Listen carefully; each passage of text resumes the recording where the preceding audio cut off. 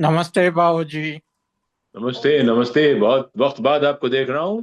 थोड़ा बिजी था बाबूजी। अच्छा, इतने बिजी थे, दाढ़ी बनाने का टाइम भी नहीं मिला आपको? नहीं नहीं, ऐसे ही करा था। हाँ। चलिए, बढ़िया बढ़िया। सब खैरियत है? Very good very good. आज आपसे बहुत बात करने का मन हो रहा था। बहुत दिनों से बाबा भी दर्शन नहीं दे रहा था। आज आपसे बात करने के लिए आ गया हूँ बाबूजी। जी जी जी जी। ओम साई रेणु जी। ओम साई राम। रेणु जी काइंडली आप अनम्यूट कर ले अपने आप को। ओम साई राम भाई जी। सॉरी ओम साई दोपहर से प्रीति जी, लेट हो ओम गई। साई। सॉरी। नहीं नहीं। ओम साई राम। मेरे अंदर बैठे साईं का आपके अंदर बैठे साईं को अभिवादन, अभिनंदन, आलिंगन और नमन। जी। First of all, Preeti ji, I want to congratulate you. I did last time, but you were not there. Excellent job at the Sai Sangam, and especially the title song that I believe you have composed is just awesome. So Hmm. thank you Thank for you. the wonderful job. You did a great job. Lot of energy. God bless you. Thank you. Om Sai Ram Bhai ji. Om Sai ji. Bhaiji, the other day I heard you talking about Narayan Swami ji. So it brought ji back lot of memories. Even before I knew Sai Baba, I knew Narayan Swami ji. When I ji was a little child, my mother used to take me every Thursday to Kurla. He had a small mandir there when he was then working with the railways. Hmm. And every Thursday, I used to go there to the Kurla temple. And especially, I remember two Mahabhaktas there. One was the Janki Ma, and the other was Mamiji. I don't okay. know whether you heard of both of them, but I still remember once Janki Ma had lot of corns in her leg. Matlab, it was so painful, but her seva was uninterrupted. It was amazing. So you brought back lots of memories when I was listening to you about Swamiji. And that is how I think Sai got me to this. So yes, that association was wonderful with Narayan Swamiji. Until date, I receive prasad from Panvel off and on. वाह। So I think it's a big blessing. Very fortunate. So one ji was that I wanted to just share with you. And secondly, today you had a podcast regarding temporary truth, wherein the reference was Mr. Cholkar. Now, नहीं नहीं नहीं, those are two absolutely different things। yeah, but since Mr. Cholkar was also mentioned, I ji ji wanted to understand two things. One, I thought, and of course now I understand that the reference was not to Mr. Cholkar, but I thought, Cholkar was really into Baba. He wanted to meet Baba so much that he went on a sugar-free diet. Ji ji And when you say temporary truth, I just wanted to understand the relationship and I want to understand the meaning of that podcast. जी। ओम साई, मेरे अंदर बैठे साई का आपके अंदर बैठे साई को अभिवादन, अभिनंदन, आलिंगन और नमन। सी, temporary truth is Maya, and Maya is often sugar coated. तो वो जो माया है वो शक्कर की जैसी होती है। अगर एक एक निश्चित मात्रा से ज्यादा हम उसको कंज्यूम कर लें तो तकलीफ देने लगती है। सो everything has to be in proportion, everything has to be in appropriation, and same with Maya, because we being human beings, हम लोग माया से बिल्कुल अपने हाथ नहीं धो सकते। We can not just stay away from maya, we can not afford to. So along with maya की स्पेशलिटी है होती है कि जो होता है वो छुपाती है और जो नहीं होता वो दिखाती है। सो it is all about uh, uh, truth, which is partial, impartial, and absolute।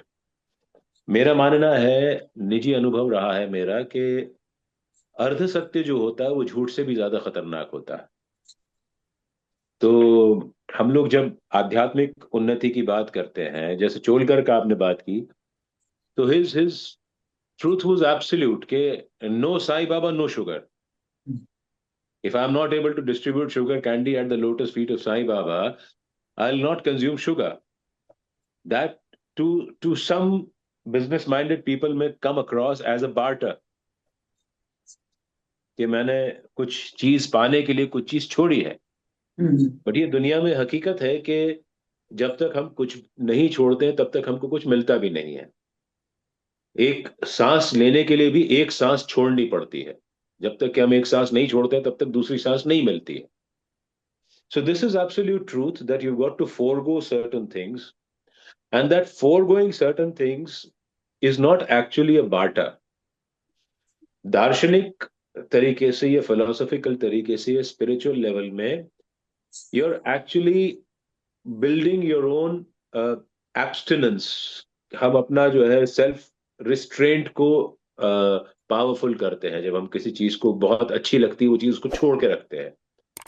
अगर मुझे मन्नत मांगनी है और मैं करेले की मांग लूं या लौकी की मांग लूं, जो मुझे खाने पसंद ही नहीं है, तो कोई मतलब नहीं होता ना. बट मुझे शक्कर खाना बहुत पसंद है, मीठा खाना बहुत पसंद है. और बीच में मेरी जिंदगी में भी एक ऐसा वक्त आया था जब मैंने 3-4 साल तक के मीठा कुछ भी नहीं खाया था.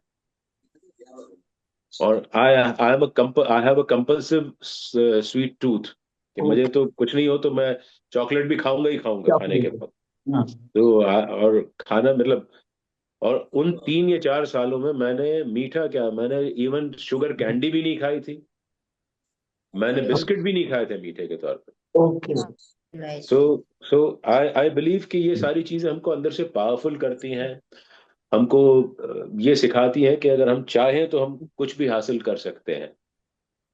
तो दिस इज व्हाट एक्चुअली आपने बात करी. बट मैंने सोचा था कि दोनों इररिलेवेंट हैं, बट चोलकर और वो आज की मैसेज दोनों में रेलेवेंस निकल ही आया. आपने ढूंढा और फिर मैंने आपकी लाइन पकड़ के उस पर चलना शुरू किया तो मुझे रेलेवेंस मिल गया उसके अंदर.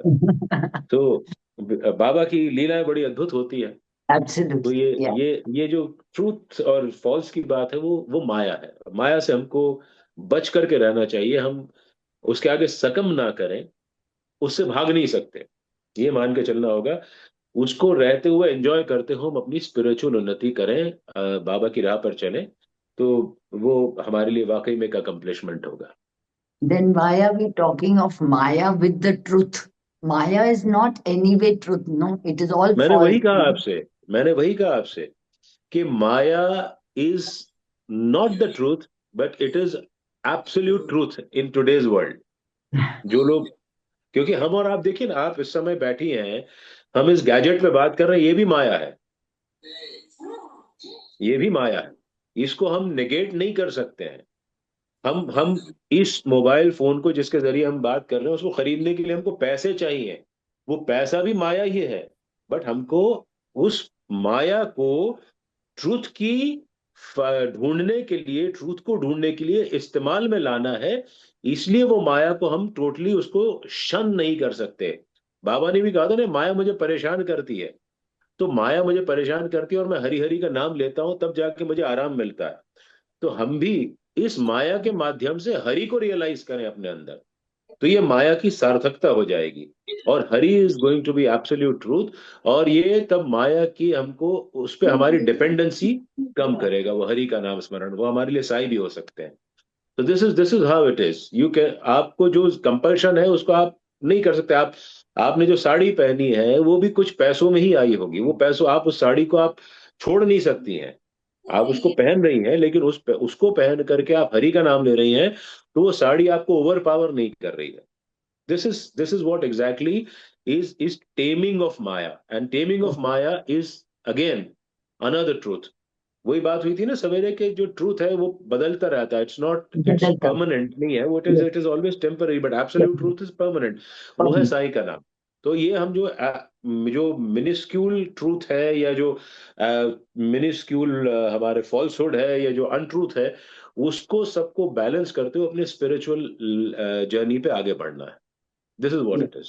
और वो साई का नाम लेने से ही वो चीज आएगी. बस उसको हम मान के चलें कि हमको इसके साथ ही रहना है और इसी से हमको साई को प्राप्त करना है. Yes. Thank you. Thank you. Om Om Sai ji. Om Om Sai. Sai. Thank you Renu ji. Thank you भाई जी। एक क्वेश्चन आया है चैट बॉक्स पे iPhone. Om Sai Ram, how do we know if we are progressing in our spirituality path, specially without a guru in physical form to guide? IPhone ji, मनोमंथन जब होने लगे, जब we are able to look with in impartially, then you can assume that you are on the spiritual upliftment path. और मनोमंथन से मेरा मतलब ये है कि न सिर्फ स्वदोष दर्शन करना, बल्कि स्वगुण दर्शन भी करना। Sorry, Baji, हम लोग Vijay here. इंट्रोस्पेक्शन को मान के So, चलते हैं कि हमें अपने दोष दिखलाई देने चाहिए। so no, Baji, can you हमें explain अपने it दोष in अकेले नहीं English? देखने हैं, हमें अपने गुण भी देखने हैं। और उन दोषों और गुणों को, उस राग और द्वेष को जो हमारे अंदर है, वो पाप जो हमने किए हैं, वो पुण्य जो हमने किए हैं, उनकी सार्थकता जब हमको समझ में आएगी, पापों से जब हम बाहर निकलने की कोशिश करेंगे, जब हम अपने गुण के आगे अपने दोष देखेंगे और उन दोषों को दूर करने का प्रयत्न करने लगेंगे बिना किसी आउटसाइड फोर्स के, स्व प्रेरणा से, तो हमको मानना होगा कि हम फिलोसफी स्पिरिचुअली हम एडवांस कर रहे हैं। This is So, one litmus test that happens. sorry, Baji, Vijay here. So I asked that question actually. So I wanted to ji know if you Vijay can ji. explain it in English actually, because I don't know as much of Hindi. या Vijay ji,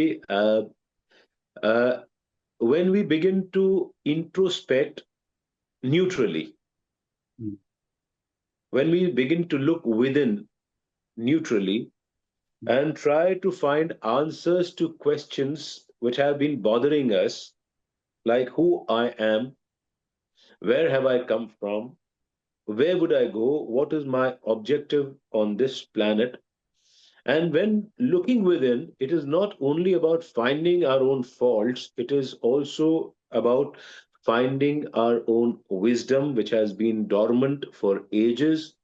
Uh, to look within and look for our strong points, and then trying to balance these strong points and our faults, trying to minimalize our faults, trying to de-strengthen them, and walk on the path of spirituality, attaining sainthood. Uh, when we actually begin to look within, we become a transformed person, and that is one barometer or the litmus test of our spiritual enhancement, advancement. When we begin to look within and impartially begin to look within and not just find our faults, but also find our strong points. That is where our spiritual journey has actually begun. Okay. How do you measure ourselves for progress, Baji? That is what I told you. That is what I told you. The moment we begin to look within, we'll see a different person from what we have Okay. been perceiving ourselves to be. Okay, got it. Okay. All right. Okay. Okay.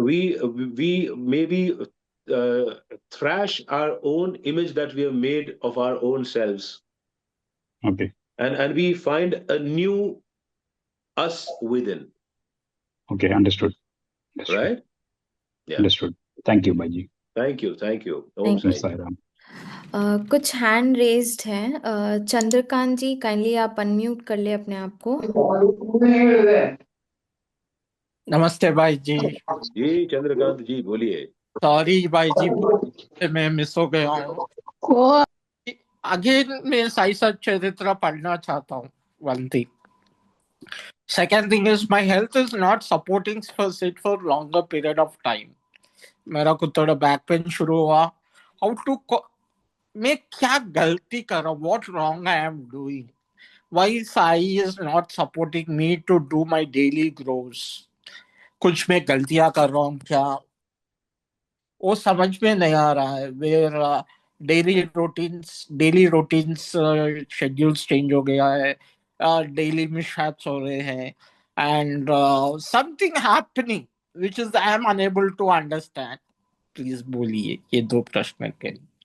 जी, पहला तो आप सच्चरित्र पढ़ना चाहते हैं। मैं शुरू कर रहा हूँ भाई जी। मुझे अच्छी बात है ना। साई सच्चरित्र वो व्हाट्सएप ग्रुप में मैं हूँ, मुझे डेली अपडेट्स नहीं आ रहा है, मुझे पढ़ने के लिए रीडिंग चैप्टर्स आते ना। मैं समझा नहीं किस ग्रुप में आप जुड़े हैं। साई सच्चरित्र व्हाट्सएप ग्रुप है ना भाई जी। अच्छा, मुझे नहीं पता ऐसा कोई ग्रुप है, बट उसमें आपको क्या प्रॉब्लम आ रही है? आप तो सच्चरित्र की किताब खरीदो। डेली एवरी वीक 2 चैप्टर्स पढ़ता हूँ भाई जी। वो अरे आ रहे झंझट हैं, में। मुझे समझ में नहीं आ रहा फिर कैसा स्टार्ट करूं बोल के। अरे आपके पास मोबाइल है? हाँ है सर भाई जी। sai.org.in पे जाइए, साईं बाबा संस्थान की ऑफिशियल वेबसाइट है, वहां पे लिटरेचर सेक्शन में जाइए, वहां पे सच्चरित्र पे जाइए, इंग्लिश, हिंदी, उर्दू, मराठी, तेलुगु, तमिल, जो आपको अच्छा लगता है उसको डाउनलोड करिए, अपने मोबाइल फोन में लीजिए, आपका जब चाहे दिल पढ़िए। आपको 2 दिन 2 चैप्टर किसी दिन पढ़ने की जरूरत नहीं है, आपको 2 लाइन पढ़ लो, 2 शब्द पढ़ लो, आपको जैसा कंफर्टेबल हो पढ़िए, सोते सोते पढ़िए, आपकी कमर की तकलीफ है आप सोते सोते पढ़िए, कोई प्रॉब्लम नहीं है उसके अंदर। ठीक ठीक है, उसको आप डाउनलोड कर लीजिए। कोई आपको 2 चैप्टर भेजे ना भेजे, कोई टीचर आपको कहे कि पढ़ना ही पढ़ना है, ये सब इस झंझट में मत पढ़ो, आप तो अपने हिसाब से जब आपको दिल करे तब पढ़ो। ठीक है भाई जी। थैंक ठीक है। यू। हाँ, तो ये इसको बंधन मत बनाओ। धर्म धर्म धर्म हमको स्वच्छंद करता है, धर्म हमको बांधता नहीं है। ठीक है भाई जी। धर्म हमको स्वतंत्र करने वाली चीज है, परतंत्र करने वाली चीज नहीं है। ठीक है भाई जी। ठीक थैंक है। Thank you. अब नंबर 2, आपके क्या क्या प्रॉब्लम्स आ रहे हैं मैं नहीं जानना चाहूंगा, क्योंकि पब्लिक फोरम है। आपने बताया आपको तकलीफें हैं, आपके जैसे आप काम चाहते हैं वैसा नहीं हो पाता, आपका शरीर आपको कष्ट दे रहा है, ये सारी चीजें आपको हो रही हैं, ऐसा मैं समझ पा रहा हूँ। चंद्रकांत जी, एक समय आता है जब चीजें ठीक नहीं चलती हैं, हम उसको कर्मों का फल कहते हैं, कि क्यों कभी ना कभी हमारे कोई किए हुए पुराने कर्म इस जन्म में भी पहले किए हो सकते हैं, या पिछले किसी जन्म के भी हो सकते हैं, वो हमको नहीं पता होगा। तो इसलिए जब ऐसा समय आए तो उसकी एकमात्र औषधि है साईं नाम का सतत स्मरण करिए। आपके दुख कम नहीं होंगे, पर दुख का एहसास कम हो जाएगा। ठीक है भाई जी। आपको जो भोगना है सो भोगना है, और भगवान का शुक्रिया अदा करिए, साईं बाबा का शुक्रिया अदा करिए कि ये दुख आपको मिल रहा है। आप फुर्सत होने की तरफ जा रहे हैं, आपके जो है वो आपके डेट्स क्लियर होते जा रहे हैं, तो वो आपके ऊपर बोझ कम हो जाएगा। ठीक है भाई जी। और थैंक जैसे ही ये खत्म हो जाएगा, आप बिल्कुल जो है वो भीमा जी पाटिल की तरह चुस्त दुरुस्त और तंदुरुस्त होकर के आप साईं बाबा की भक्ति में पुनः लग जाएंगे। ठीक है भाई जी। Thank you. ठीक है। थैंक यू भाई तो आप जी। बाबा का नाम लीजिए, स्मरण करिए, और मैं कहता हूँ आपका जिसमें आपकी श्रद्धा हो, साईं बाबा में हो, गणपति में हो, भगवान विष्णु में हो, राम में हो, कृष्ण में हो, जरतुष्ट्र में हो, किसी में भी हो, गौतम में हो, महावीर में हो, जिसमें हो, आप उसको याद करिए बस। ठीक है भाई जी। ठीक है। ओके भाई जी। और थैंक आप आते रहा करिए, अच्छा लगता है आपको देख करके। यू। ओम साई राम भाई जी। थैंक यू ओम साईं चंद्रकांत जी जी। जी। Thank you. बोलिए। ओम साई राम भाई जी। जी जी, ओम साईं, कौन सा बोल रहे हैं? भाई जी अनम्यूट कर लिया सुमेरु जी ने। अच्छा अच्छा। इसके आगे बढ़ते हैं। हैंड रेस किया हुआ है अंजलि जग्गी जी ने। अंजलि जी जी। काइंडली अनम्यूट कर ले आप अपने आप को। साई राम भाई जी। ओम साईं अंजलि जी। साई राम सभी साईं भक्तों को। सब भाई जी, मेरा प्रश्न है वो कर्मों पर है। जो कर्म अभी हुए नहीं है, होने वाले हैं, अम, तो वो उन उन कर्मों पर हमारा अधिकार होता है, जो मुझे समझ में आया। और हम सिर्फ उन्हीं कर्मों के मालिक हो सकते हैं जो अभी होने वाले हैं। तो हम जी अच्छे कर्म करते रहें, हमारे कर्म सही रहें, तो बाबा देख रहे हैं, तो जैसा आज आपने रील में भी बताया। जी। तो मेरा एक ये प्रश्न है, क्या हमारा जो प्रारब्ध है वो हमारे आने वाले कर्मों की दिशा पर प्रभावित कर सकता है? बिल्कुल, आपके आने वाले कर्मों की दिशा को प्रभावित कर सकता है, आपकी मानसिकता को भी प्रभावित कर सकता है।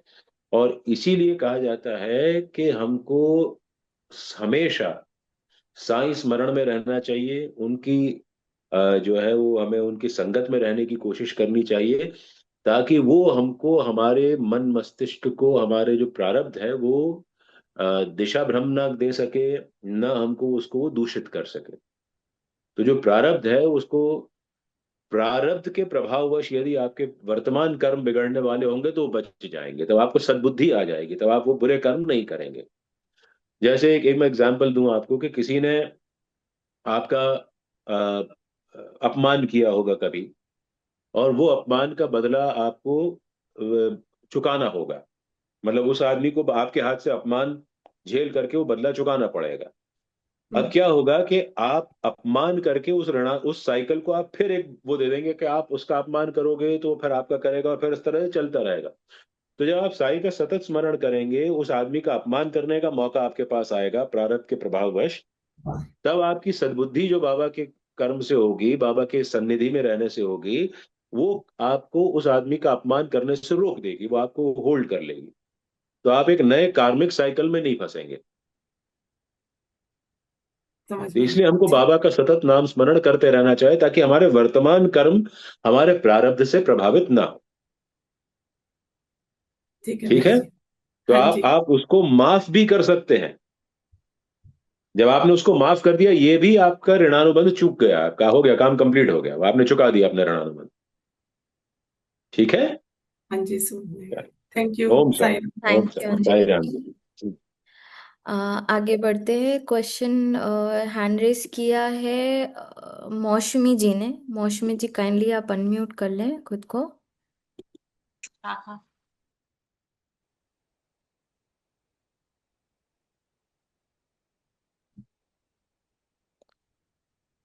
ओम साई राम भाई जी। ओम साई मौसमी जी। हाँ। अच्छा, मैं जो बोलना चाहती हूँ, मेरे को कोई क्वेश्चन नहीं है। जो मेरा बेटा का एग्जाम शुरू हो रहा है जी संडे से। हाँ, तो वो एक्चुअली एमबीए का प्रिपरेशन लिया, तो एमबीए सब कुछ एग्जाम देने वाला है। फर्स्ट स्टार्टिंग है संडे से। तो अब लोग प्लीज थोड़ा प्रे कीजिएगा उसके लिए। ये जरूर जरूर बाबा जरूर, से। हमारी शुभकामनाएं आपके बेटे के साथ हैं। तो वही मेरे को बोलना था। ओम साई राम भाई जी। ओम साई, ओम साई। थैंक यू मौसमी जी। नेक्स्ट है हैंड रेस किया हुआ जील नवनीत मेहता जी ने। काइंडली आप अनम्यूट कर ले खुद को।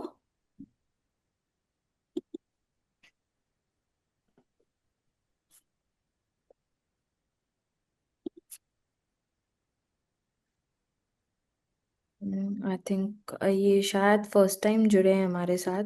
जी। ओम साई राम भाई जी। हेलो। ओम साई मेहता साहब। भाई जी, मैं आसाम से बोल। अच्छा, बोर हेलो। पुजारी जी हैं आप। या सुमेरु बोर पुजारी जी। जी। जी। आई थिंक अभी नवनीत मेहता जी स्क्रीन पे हैं। नवनीत जी आप पूछ सकते हैं अपना क्वेश्चन। नमस्कार भाई जी। जी नमस्कार मेहता जी। हाँ, मैं पहली बार जुड़ी हूँ इस चैनल के थ्रू, आपके माध्यम से। आपकी रील्स में हमेशा देखती हूँ, और मुझे साईं बाबा पे संपूर्ण श्रद्धा है। बाबा ने सब कुछ दिया है, मुझे बेटी भी दी है, उसकी पढ़ाई भी बहुत अच्छी है। मेरे मन में एक प्रश्न है भाई जी, कि जब भी मैं शिरडी जाती हूँ तो मुझे समाधि मंदिर से ज्यादा द्वारका माई में बहुत अच्छा लगता है। फिर मेरा मन ऐसा कहता है कि क्यों तुझे समाधि मंदिर में अच्छा नहीं लगता, तो मैं मन ही मन, मुझे ऐसा कुछ अच्छा नहीं लगता। लेकिन मुझे समाधि मंदिर में जाती हूँ, बाबा के दर्शन करती हूँ, बाहर आके थोड़ी देर के बाद मैं भूल जाती हूँ कि बाबा ने कौन से कपड़े पहने थे, क्या है। लेकिन मैं जब भी द्वारका माई जाती हूँ, बस मुझे वहां से ही उठने का मन नहीं होता। लेकिन एक तरह का दुख रहता है कि क्यों मैं समाधि मंदिर जाके मुझे ऐसा होता है। देखिए, मन है जहां लग जाए। और द्वारका माई में मन लगने का अपना एक बहुत अद्भुत कारण है, क्योंकि उसी स्थान को बाबा ने कोई लगभग 60 वर्षों तक अपने तप से पवित्र किया है। उनकी कर्म भूमि वही रही है। तो वहां पे हमको बाबा की उपस्थिति का एहसास ज्यादा होता है, क्योंकि वहीं पे उनके बैठने का आसन भी है, वहीं पे उनकी चक्की भी रखी हुई है, वहीं पर उनके द्वारा प्रज्वलित की हुई धूनी भी जलती रहती है, वहीं पर उनके बैठने का पत्थर भी रखा हुआ है। तो ये सारी चीजें हमको बाबा के प्रत्यक्ष उपस्थित होने की हमको आभास देते रहते हैं। और उसी आभास के चलते हमारे वहां पे वाइब्रेशंस थोड़े से ज्यादा स्ट्रांग हो जाते हैं बाबा के प्रति। तो अगर आपको वहां पे लग रहा है बाबा की उपस्थिति वहां पे आपको ज्यादा महसूस हो रही है, तो ऐसा बहुत सारे भक्तों के साथ होता है। तो आप बिल्कुल अपने आप को कतई गिल्टी फील मत कीजिए कि आपको समाधि मंदिर से ज्यादा आनंद द्वारका माई में आता है। तो आपको जहां आनंद आए, बाबा तो सब जगह हैं, पर जहां आपको उनकी अनुभूति ज्यादा प्रगाढ़ हो, आप वहां पर उस आनंद को महसूस कर सकती हैं। और इस चीज को दिमाग से निकाल दीजिए कि आपको समाधि मंदिर में कम मजा आता है तो वो आप किसी कोई पाप कर रही है, कोई बुरा काम कर रही है। बिल्कुल ऐसा कुछ भी नहीं है, आप निश्चिंत रहिए। ठीक है। ओम साई ओम ओम साई साई, ओम थैंक यू साई। नवनीत जी। एक क्वेश्चन चैट बॉक्स में आया है, श्वेता शर्मा जी ने पूछा है। Sairam, I find trying to stay on the spiritual path while living in and managing worldly matters very difficult. बहुत बार ऐसा लगता है कि अभी वर्ल्डली ड्यूटीज कर लो, बाद में स्पिरिचुअल पाथ में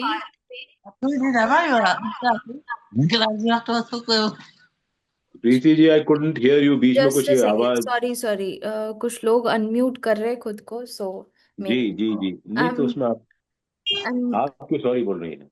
मैं वापस से रीड करती हूँ question. I ji. Find trying to stay on the spiritual path while living in and managing worldly matters very difficult.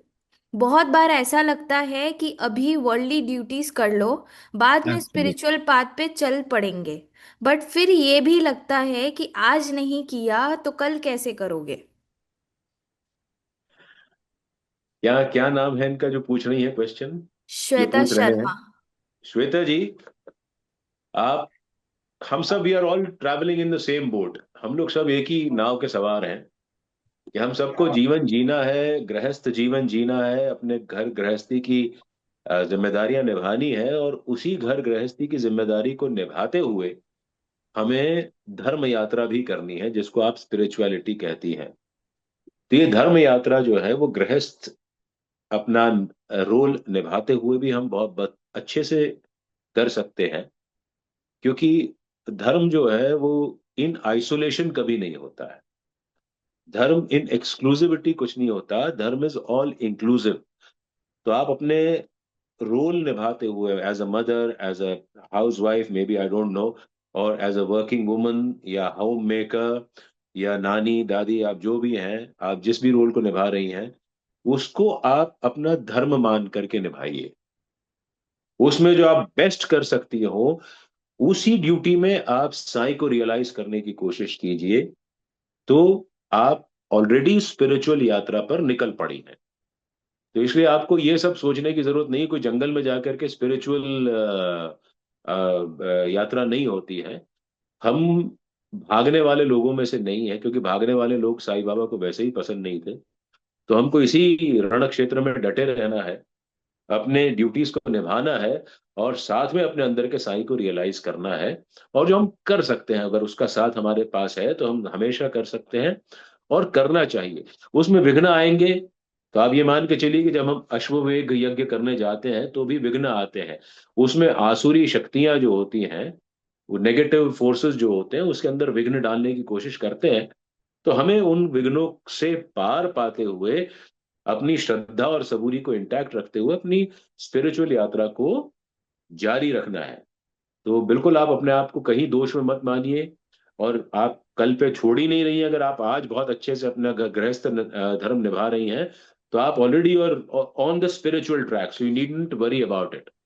So my best wishes to you. आप बिल्कुल इसी मैदान में डटे रहिए और डटते हुए डटे रह करके सामना कीजिए। ओम साई। थैंक यू भाई जी। नेक्स्ट हैंड रेस किया है प्रीति दीपक जी ने, काइंडली आप अनम्यूट कर ले खुद को। ओम साई भाई जी। ओम साई सभी भक्तों को शुभ साईवार Thursday. Om Sai Preeti Good ji. to see you and much happy to see that beautiful picture of Baba behind. Thank you ji ji, for the thank darshan. You. Two questions if I can take. One is that chapter 27, 27 may we see that there's a host of books that get passed on from Baba to Shama. lots of bucks brought books to be consecrated from Baba's hand, but he ended up giving them to Sharma. So is there, are books preserved and are they available? Like, until now. And another question is chapter 26. Ambadekar ji, he tries to think of attempting suicide, and then Baba sends Sagun Meru Nayak and gives that Akalkot Maharaj ka book, wherein he goes through that story and stops and realizes that it is all about karma. So there's this debatable thing on euthanasia, wherein people plead for compassion. तो वहां पे भी can't this thought of Baba be shared, and this whole debate, this should be ended, that कर्म जो है वो you have to finish it, so that applies to that also.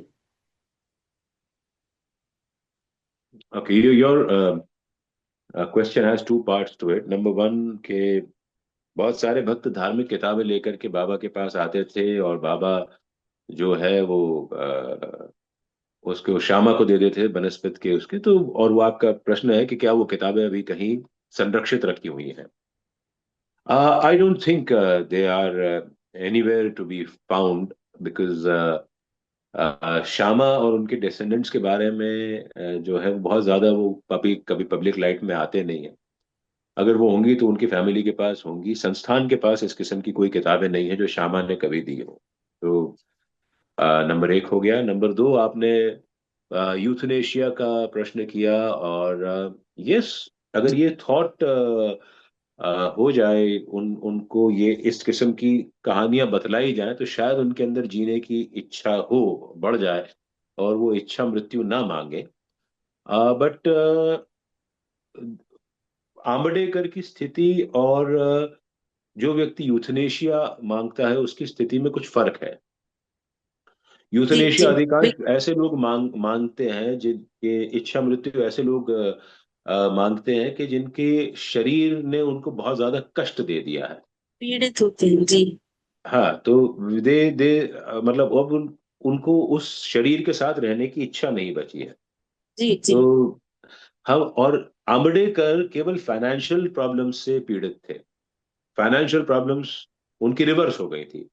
शरीर के बारे में जब हम ये उम्मीद छोड़ देते हैं कि अब इसमें रिवर्सल नहीं हो सकता है, तो ऐसे लोग जो है वो इस शरीर को त्यागने की इच्छा रखते हैं.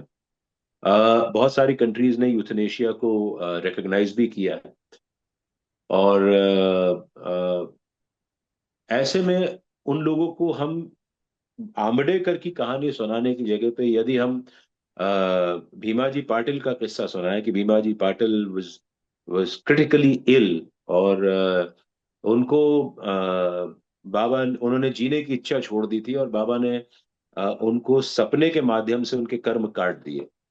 तो ऐसी लीलाएं जो है वो शायद उन भक्तों में जो कि जिनका शरीर जवाब दे चुका है, शायद पुनः जीने की इच्छा जागृत करे. और डॉक्टर पिल्लई का किस्सा उनको ये बतला सकता है कि अगर हमारे कर्म हम शरीर के माध्यम से काट रहे हैं, हमारा प्रारब्ध काट रहे हैं, तो उनको काट लेना चाहिए.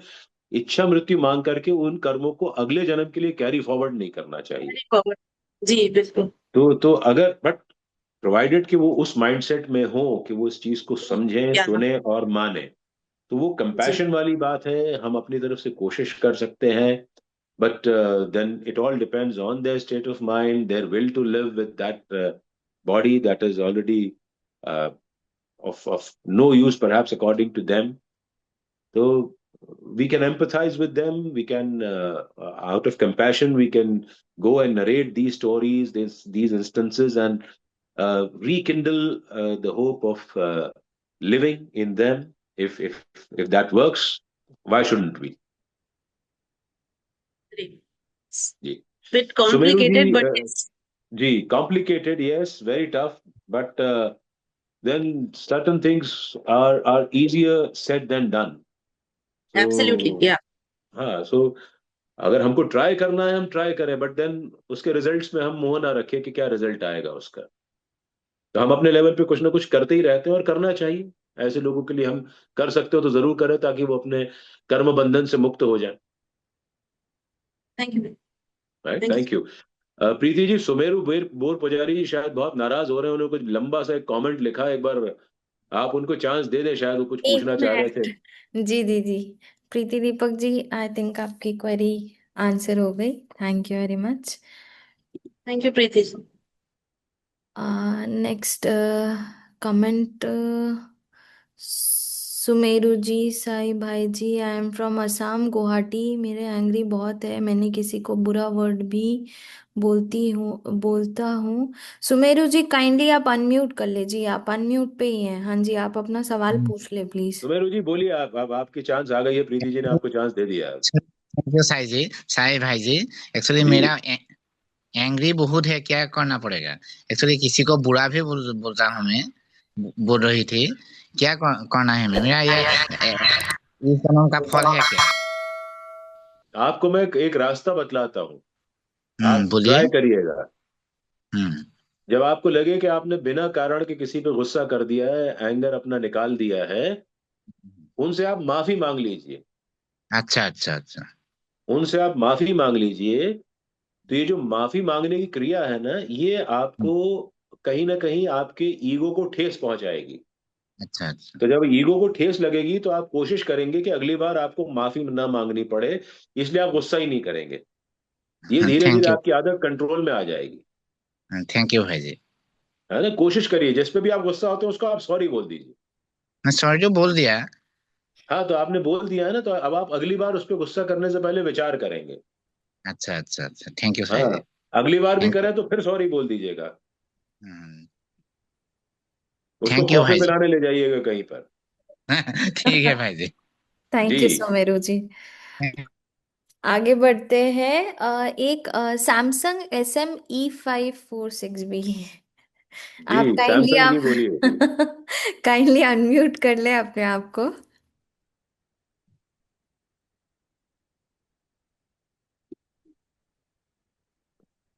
आई थिंक अनम्यूट नहीं कर पा रहे हैं शायद वो।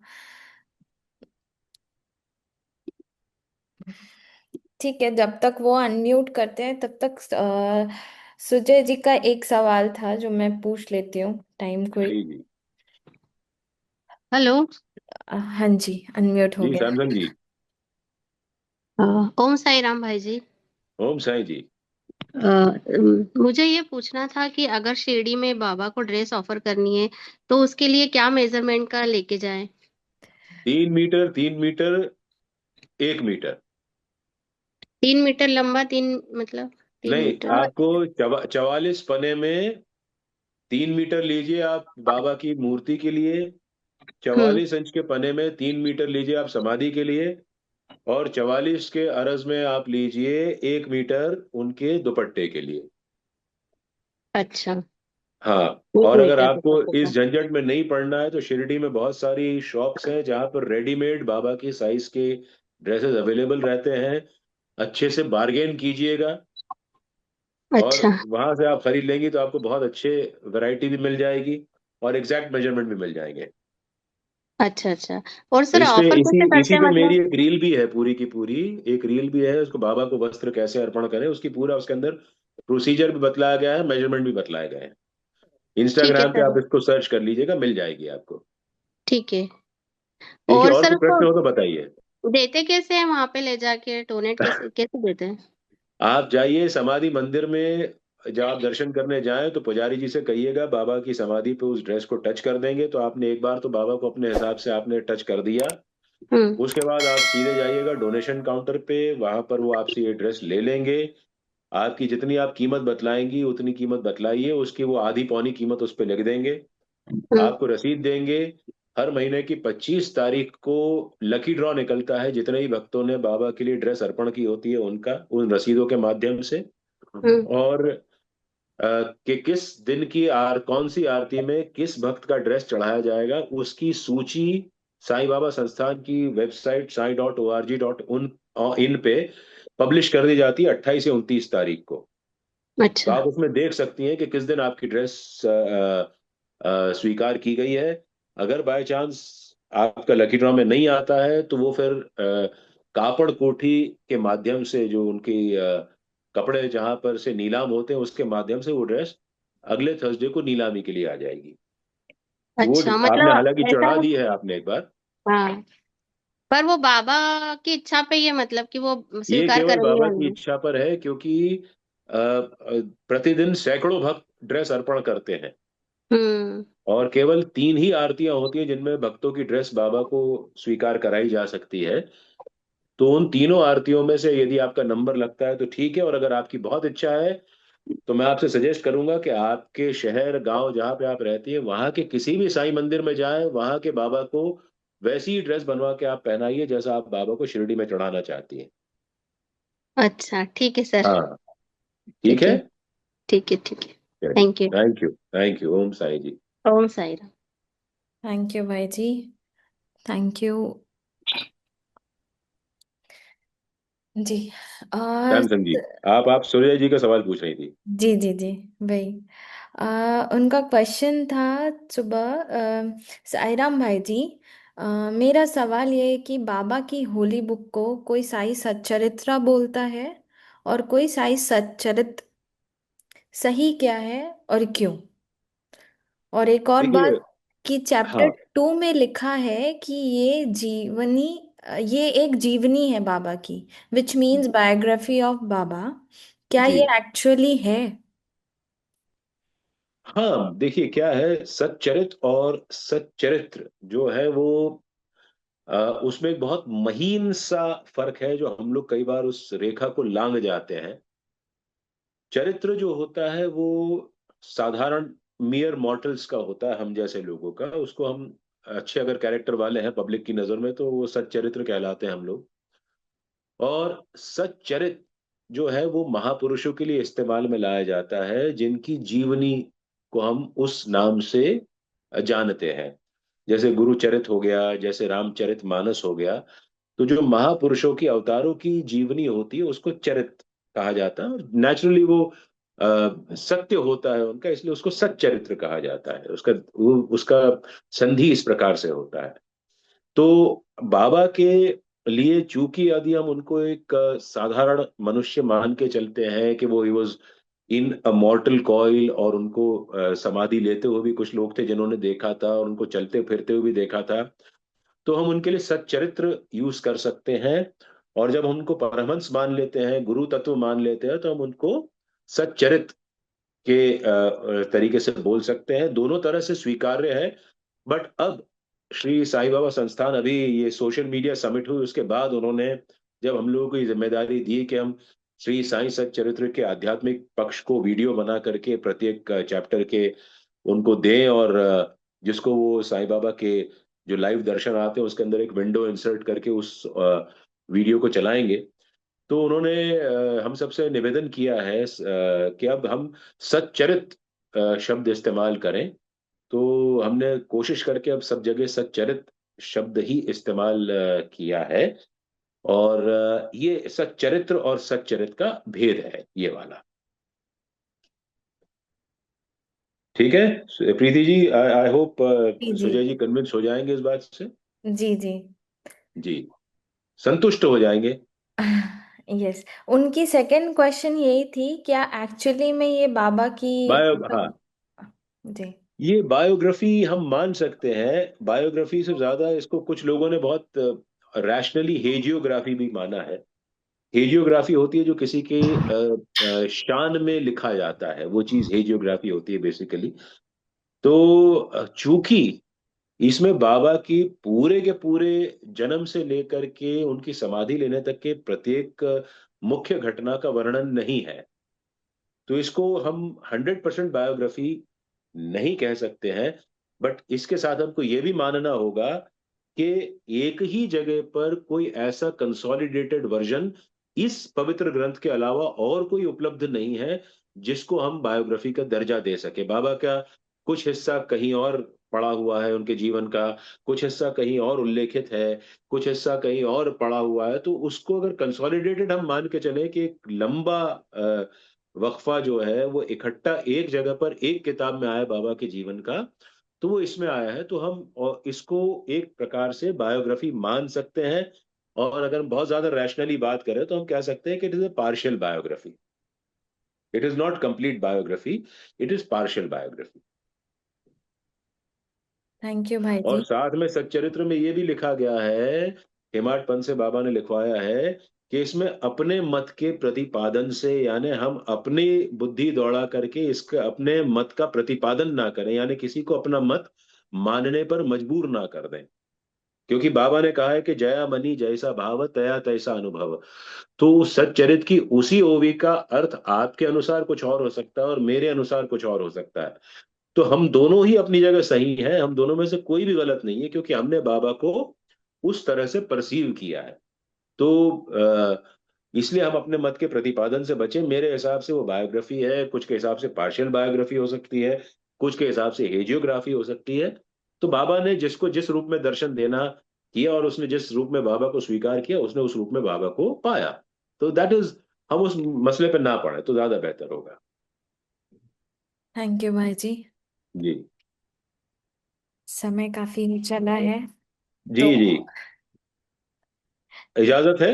जी जी भाई जी, थैंक यू सो चलिए, मच। Thank you. आप हम सभी भक्तों के क्वेश्चंस का इतने पेशेंटली आंसर देते हैं, एक एक चीज। बाबा दिलवा देते हैं। Thank you very much. और थैंक यू सो मच। सभी साईं भक्तों को बतला दूं कि फरवरी 12, 13, 14 को साई संगम 12 है, 12 तारीख साई संगम 12 है, तो इसलिए 12 फरवरी से स्टार्ट होगा।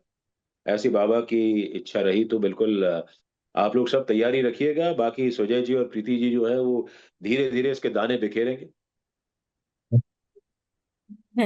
जी, वो तो बाबा ने ही शिरडी में लिखवाया है। आयोजित होना प्रस्तावित है। जी, शिरडी में ही है, साई रिसुवाड़ा में ही होगा।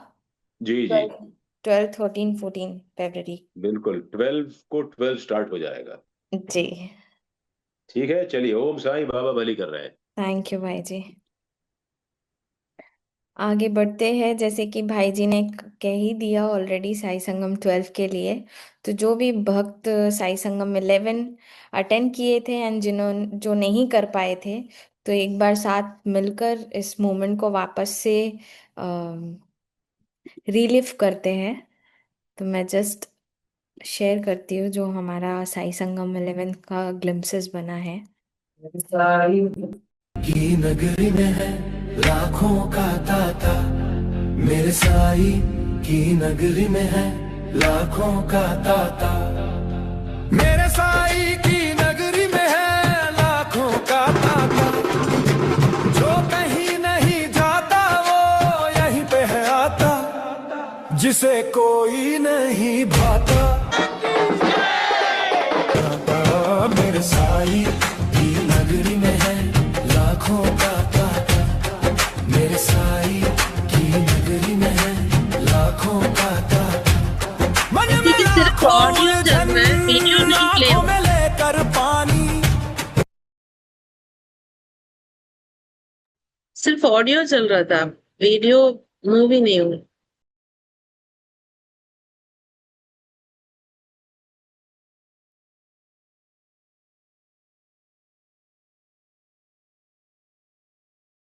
मेरे साई की नगरी में है लाखों का ताता, मेरे साई की नगरी में है लाखों का ताता, मेरे साई की नगरी में है लाखों का ताता, जो कहीं नहीं जाता वो यहीं पे है आता, जिसे कोई नहीं भाता, मेरे साई नगरी में है लाखों का ताता, मेरे साई की नगरी में है लाखों का ताता, मन में लाखों उलझन आंखों में लेकर पानी, आता है हर बंदा सुनाने अपनी दुख भरी कहानी, जब जमाना सारा उसे है ठुकराता, तब तेरा दर ही बाबा उसको है अपनाता, जिसे कोई नहीं भाता वो बाबा का हो जाता, मेरे साई की नगरी में है लाखों का ताता, मेरे साई की नगरी में है लाखों का ताता, कोई किस्मत से हारा तेरी एक नजर ने साई,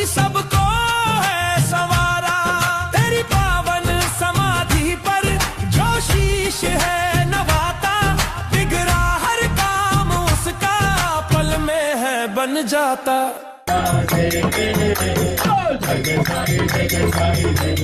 हो जाता मेरे साईं की नगरी में है लाखों का ताता। मेरे साईं की नगरी में है लाखों का ताता।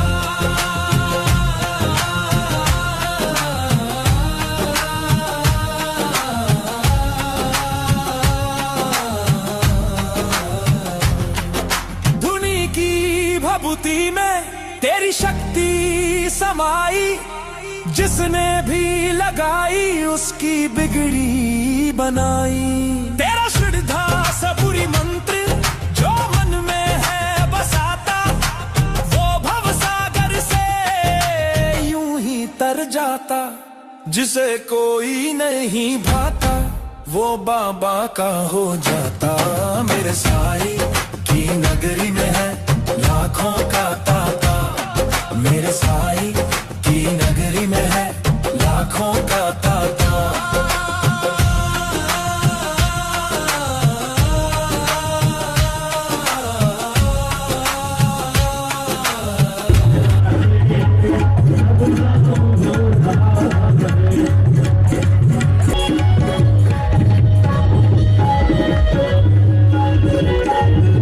मेरे साईं दुनिया के मेला फिर उसको नहीं लुभाता। उसका तो रोम रोम बस तेरे ही गुन गाता।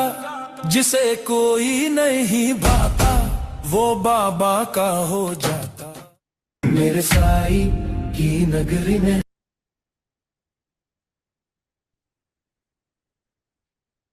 एक बार वापस से हमने साई संगम का पूरा मोमेंट अपने सामने ले लिया। तो आप सभी डिवोटीज से रिक्वेस्ट है जो साई संगम 11 ऑलरेडी मिस कर चुके हैं वो साई संगम 12 मिस ना करें। 12 से 15 फरवरी 2026 शिरडी में साई संगम 12 की शुरुआत होगी। तो वापस से अपने अपने टिकट्स आप लोग बुक कर लीजिए ताकि हम सब एक साथ मिलके वापस वहाँ पे साई संगम के लिए इकट्ठा हो। एंड हम साई संगम 13 की भी प्लानिंग कर रहे हैं साथ ही साथ, जो कि मई 2026 में ऑस्ट्रेलिया के लिए प्लान कर रहे हैं। तो अगर आप में से कोई भी डिवोटी ऑस्ट्रेलिया में मेलबर्न, ब्रिस्बेन और सिडनी यहाँ के टेम्पल से कनेक्टेड है और आप हमें कोऑर्डिनेट करके हेल्प कर सकते हैं साई संगम वहाँ अरेंजमेंट्स करने के लिए, तो प्लीज़ आप हमसे कनेक्ट करें।